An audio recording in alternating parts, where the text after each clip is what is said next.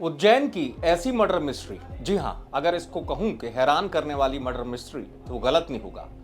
एक ऐसी murder mystery जिसमें कातिल तक पहुंचने के लिए पुलिस को खासा पसीना बहाना पड़े, या यूं कहूं कि कातिल कौन ये समझने में पुलिस के पसीने आ गए, क्योंकि ऐसी मर्डर मिस्ट्री थी कि कत्ल हुआ या नहीं हुआ यही पुलिस नहीं समझ पा रही थी। जी हाँ, कहानी उज्जैन की है, जहां संजय नाम का एक शख्स जो घायल हो जाता है, घर वाले घायल अवस्था में उसका इलाज कर देते हैं और फिर अगले दिन हॉस्पिटल ले जाते हैं, उसकी मौत हो जाती है। इसके बाद जैसे तैसे पुलिस तक मामला पहुंचता है, पुलिस पता करने की कोशिश करती है, लेकिन इसमें यह भी बताऊं कि पुलिस तक बड़ी देर से मामला पहुंचा, क्योंकि घर वाले अस्पताल के बाद मुक्तिधाम चले गए थे, शमशान घाट चले गए थे अंतिम संस्कार के लिए। अब पुलिस ये सोच रही थी कि आखिरकार पुलिस को ये जानकारी मिली है कि जिस शख्स का अंतिम संस्कार हो रहा है उसका मर्डर हुआ है, पुलिस तक पूरी जानकारी आई, लेकिन आखिर कौन है कातिल और क्या इस मर्डर मिस्ट्री में एक ऐसी वजह रही कि पुलिस को अंतिम संस्कार रुकवाना पड़ा और कातिल मिल गया। पुलिस से सुनिए। पूरा ले आए और वहाँ से अपने 4-5 रिश्तेदारों को बुला करके उसको मुक्तिधाम में दाह संस्कार करने के लिए ले गया। जब पुलिस को इस घटना का पता चला, पुलिस तत्काल मुक्तिधाम पहुँची, वहाँ से लाश को अपने कब्जे में लेकर के मोर्चरी पहुँचाया। मोर्चरी में उसका पीएम करवाया गया। इसके साथ ही क्षेत्र के रहने वाले लोगों से पूछताछ की गई और उसके परिजनों से पूछताछ की गई।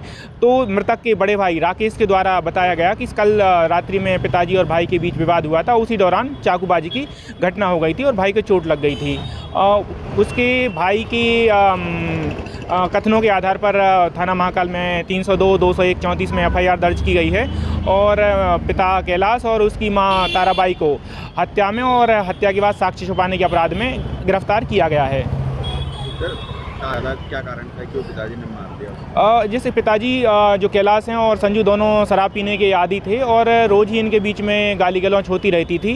कल जब भी घटना दिवस को संजू जब अपने घर पे आया तो पिता कैलाश उसकी मां ताराबाई के साथ गाली गलौज कर रहा था। जब संजू ने इस बात को रोका पिता को गाली देने से, तो फिर पिताजी और संजू के बीच में झगड़ा होने लगा। जी हाँ, पुलिस अधिकारी बता रहे हैं और पूरी कहानी को सिलसिलेवार समझा रहे हैं कि कैसे सूचना मिली थी और पुलिस पहुंची, अंतिम संस्कार रुकवाया गया और उसके बाद पोस्टमार्टम हुआ, तब पता चला कि कातिल कौन है। कहानी अपने आप में बड़ी हैरान करने वाली इसलिए थी कि जिसका कत्ल हुआ था उसकी मां ही कातिल को बचा रही थी। वजह भी काफी उलझाने वाली थी कि भाई मां ने कातिल को क्यों बचाया और कौन था वो जिसने संजय को मारा था, संजू को मारा था। तो पुलिस ने जब गहराई से छानबीन की तो पुलिस के सामने चौंकाने वाली बात आई। पता चला कि पिता ने ही अपने बेटे का कत्ल किया था और बेटे ने ऐसा क्या कसूर किया था कि एक पिता ने अपने बेटे को बेरहमी से मार दिया। तो कहानी अजब थी। पता चला कि शराब को लेकर कुछ ऐसा विवाद हुआ और जिसका कत्ल हुआ संजू, उसने अपनी मां को गाली देने पर पिता से बहस कर ली और उसके बाद पिता ने उस पर वार किया। और देखिए, कहानी छुपाने की इसलिए शुरू हुई कि घर वाले घर पर ही इलाज करते रहे ताकि किसी को पता ना चले। अगले दिन अस्पताल गए, अस्पताल में जब पता चला कि संजू की मौत हो गई तो चुपचाप निकल गए संस्कार करने के लिए, अंतिम संस्कार करने के लिए, ताकि पता ना चले कि ये कत्ल की कहानी है। क्योंकि पोस्टमार्टम होता तो साफ हो जाता कि शरीर पर चोट के निशान हैं या वार के निशान हैं, लेकिन ऐसा कुछ हुआ नहीं। इन्होंने छुपाया, पुलिस तक जानकारी मिल गई। पुलिस ने, यही वजह है कि पुलिस वहां पहुंची, मुक्तिधाम, बॉडी को लिया अपने पोजीशन में और उसके बाद जब पोस्टमार्टम पुलिस ने कराया तो पता चला कि ये कहानी है। और फिर पुलिस को पता चला कि जिस पिता ने मारा है वो इत्मीनान से इतने के बावजूद भी अपने घर में बैठा हुआ है।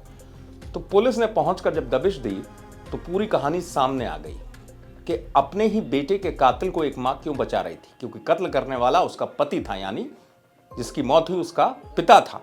और यही वजह है कि एक मां अपने बेटे के कातिल को बचा रही थी, पुलिस से छुपा रही थी, लेकिन पुलिस ने जब पूरी पड़ताल की तो सच सामने आ गया। उज्जैन से आप तक खबर पहुंचाई संदीप कुलश्रेष्ठ ने। आप देखते रहें एमपी तक।